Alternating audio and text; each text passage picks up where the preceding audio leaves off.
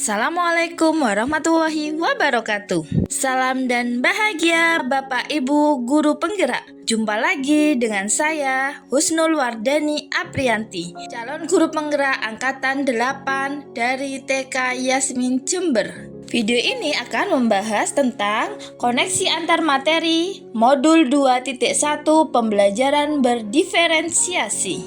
Apa itu pembelajaran berdiferensiasi? Pembelajaran berdiferensiasi adalah usaha guru dalam menyesuaikan proses pembelajaran di kelas untuk memenuhi kebutuhan belajar individu murid. Maksudnya apa ya? Ingat, semua anak itu unik. Mereka punya kelebihan dan kekurangannya masing-masing.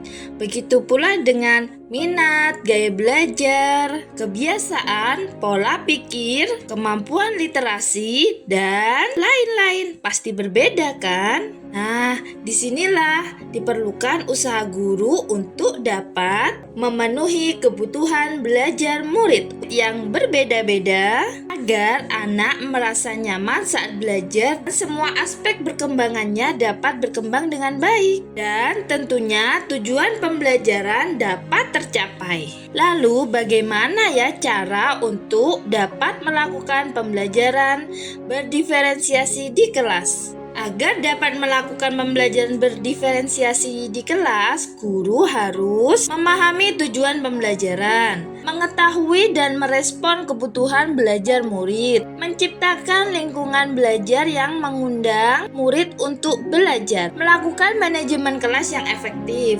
melakukan penilaian berkelanjutan. Berkaitan dengan kebutuhan belajar murid, guru harus memahami 3 aspek berikut. Yang pertama, kesiapan belajar murid atau yang sering disebut readiness. Kesiapan belajar murid atau readiness mengharuskan guru untuk menilai pengetahuan awal dan menentukan apa yang telah murid ketahui dan di mana murid berada. Yang kedua, minat murid. Minat setiap anak pasti berbeda-beda. Minat adalah salah satu motivator penting bagi murid untuk terlibat aktif dalam proses pembelajaran.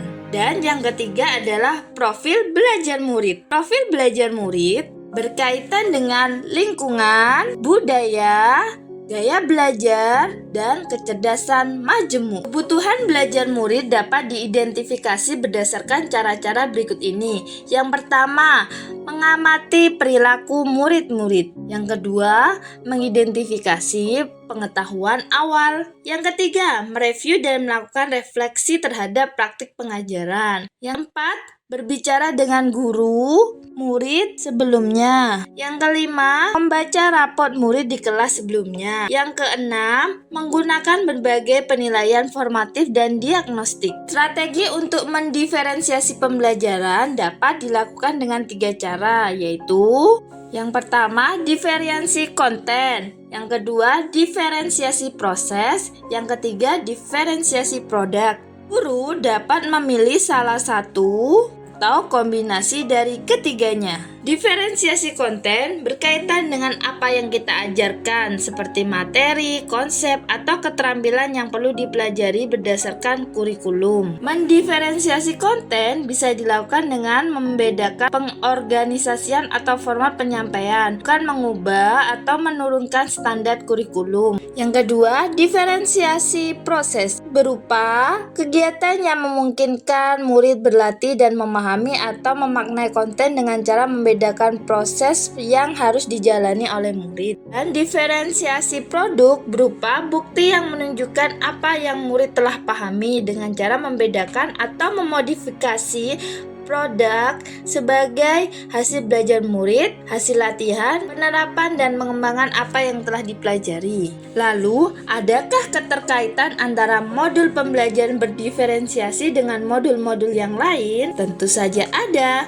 Untuk dapat melakukan pembelajaran berdiferensiasi, maka guru harus berusaha memenuhi kebutuhan belajar murid sesuai dengan kodrat alam dan kodrat zaman berdasarkan filosofi Ki Hajar Dewantara. Dalam melakukan pembelajaran berdiferensiasi, seorang guru penggerak harus berpihak pada murid, reflektif, mandiri, kolaboratif, dan inovatif untuk menciptakan pembelajaran berdiferensiasi agar dapat memenuhi kebutuhan murid. Dengan demikian, seorang guru penggerak dapat memenuhi kepemimpinan murid dengan menuntun murid merdeka belajar. Hal ini sesuai dengan nilai dan peran guru penggerak. Selanjutnya, pembelajaran berdiferensiasi dapat menjadi salah satu strategi untuk mewujudkan visi guru penggerak yang berpihak pada murid. Dalam pelaksanaan pembelajaran berdiferensiasi antara guru dan murid harus ada kesepakatan kelas terlebih dahulu agar proses pembelajaran dapat berjalan dengan baik sesuai dengan nilai-nilai budaya positif. Demikian pemaparan koneksi antar materi modul 2.1. Semoga menginspirasi dan terima kasih.